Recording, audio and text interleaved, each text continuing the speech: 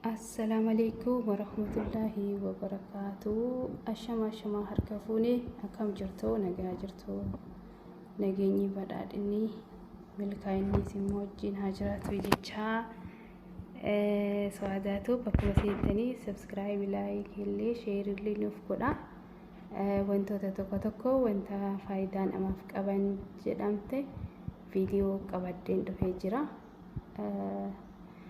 Inni kunillee zayitii mataa akkaataa bifaa bareedaadhaan itti qopheeffadhee ofii kiyyaaf itti fayyadamuun isinii qabaddee dhufee jira. Hanga xumura viidiyoo kanaa na wajjin turaa isin jira dhiifama. Hanga dhuma isaa na wajjin turaa irraa waa barannaa isiniin jedha gaggaalawwan tiyyaa shamarran teenya chaalenjii kana ji'a 3 fayyadamee jira jechuudha. Ofii kiyyaaf ji'a 3 hanga ji'a 3 fayyadamee jira jechuudha. Hedduu takka faayidaa isaa argee jira jechuudha. Waan inni naaf tole zayitii duraan akkanumatti bitee akkanumatti dibachaan ture. Yeroo sanii fi amma erga wanta kana wajjin hojjechuu jalqabee garaagarummaa qaba jechuudha. Hedduu takka garaagarummaa qaba. Egaa waan ofii kiyyaaf itti fayyadamee argin isinii qoodaa jira. Kanaan durallee viidiyoo hojjedheen jira. Inni kuni qoronfoodii Xuqur-Asmoodii hin beektan jedhee yaada. Wanti keessanuu mana keessa jira. Amma itti gannaqaa jiru zanjabiila baawudarii. Zanjabiila fireeshii jira isaallee yoo argattanii rakkoo hin qabu isiniin jedha. Amma keetti naqe kuni makiinaa yookaan kan laaxaa'inaa yookaan maashina daakaati kan daaku jechuudha. Xuqur-Asmoodii qoronfoodii zanjabiila hanga kana qofaan isin barbaachisaa obboleeyyan tiyya. Biyya Arabaa kana keessatti bishaan biyya Arabaa kun fi bishaan biyya keenyaa garagara waan ta'eef hedduu takka mataan hin buqqa'aa, hin ciccitaa, hin caccabaa. Hedduu takka miidhaa kanaan dura hedduu irraa miidhamee jira jechuudha. Rifeensi kiyya kanaan miidhamee jira jechuudha. Rifeensi keenya rifeensa habashaa waan mammaratuuf bishaan kuni bishaan sooqita qabu bishaan biyya Arabaa kuni jechuudha. Yoo isaan dhiqatan torbee tokko irraa osoo ta'anii baay'ee gaariidha. Ani gizee awwala biyya Arabaa dhufuu guyyarraan guyyatti bishaan kana hedduu takka mataan kiyya jalaa miidhamee hedduu takka hangatti jechuudha. Amma wanta kana akkuma chaalenjii wayiitiin argadhee itti fayyadame jechuudha. Itti fayyadamee faayidaa isaa baay'ee irraa fayyadamee isiniin jechuun barbaade. Kunoo amma baawudarii isaa naqadheen jira jechuudha. Daakeen jira jechuudha. Kun meeshaa itti naqadhu. Meeshaa walitti itti naqadhu jechuudha. Amma itti naqa qibaatii kafeetan fayyadamuu dandeettan. Asirratti qibaatii aynaan isin barbaachisu kokonaat.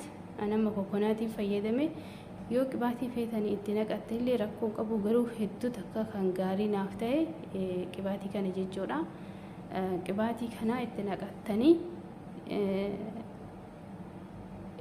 kafeetan itti gootanii qibaatii ciqaan kan birallee ni jiraame isallee itti naqachuu dandeettanii qibaatii mana keessaa qabdaniin akkatti hojjetattanii dibattan jechuudha. Gizee dibdan buqqee mataa keessanii miisaaj gootanii keessattuu qoronfoodii fi Xuqur-Asmoodiin hedduu takka da'oo mallee qaban hin beektan jedhee yaada warri beektanii. Kokonaatillee kun akkatti fayyadamee jira. Zayitii kokonaatidha. Hin beektan hundi keessan hin beektanii itti fayyadamaa. Hedduu takka waan akkaan gaariidha isiniin jedha. Ani dafeetiin viidiyoo isinii waraabaa itti fayyadamaa isiniin jedha. Dhugaa rabbii waan ofii kiyyaatti fayyadamiin qabadhee dhufee viidiyoo kana baay'ee akkaan na gammachiisee baay'ee rifeensi kiyya dabalee jira.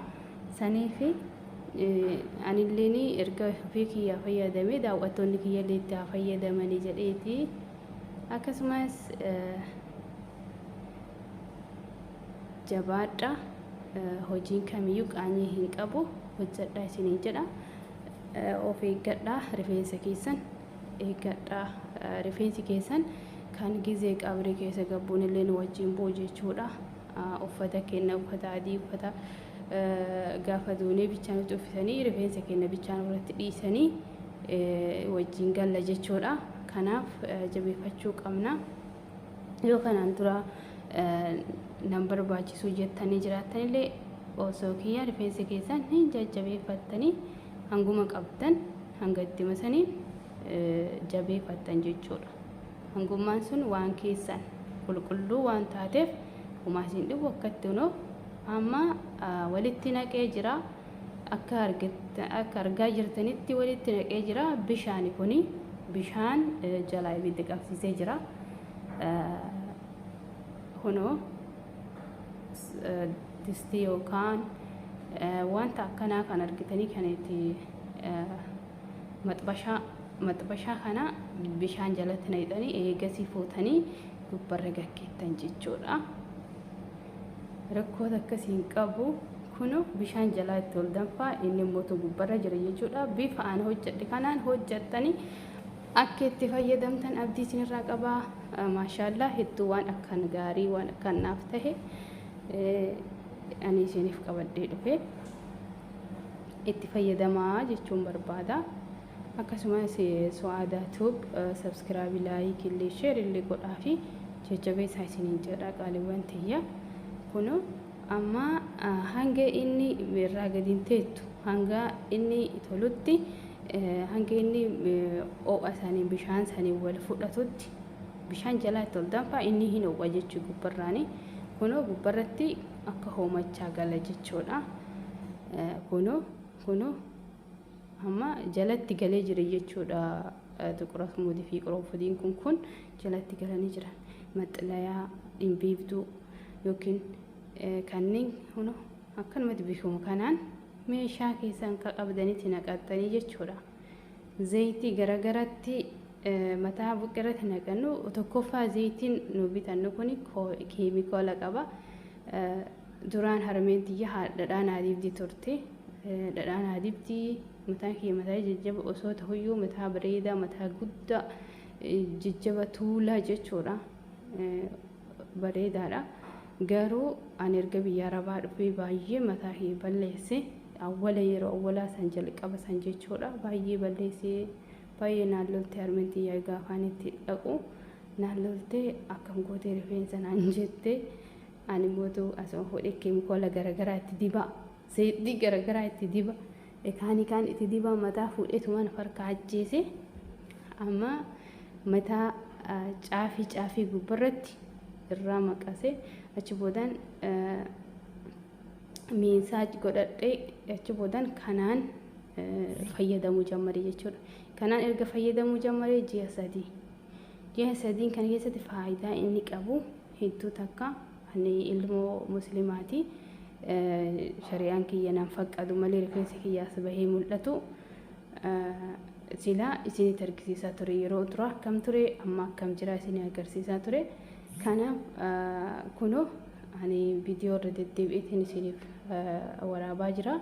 Isin immoo akka daawwattanii itti fuuftanii hanga dhuma isaatti hordoftanii irraa waa barattanii itti fayyadamtan